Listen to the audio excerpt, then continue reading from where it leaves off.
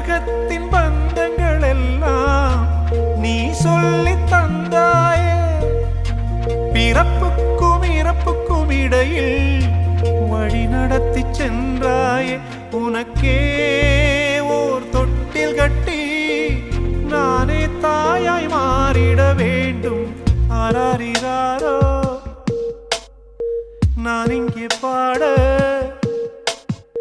தாயே நீ கண்ணுறங்கு என்னோட மடி சாய்ந்து.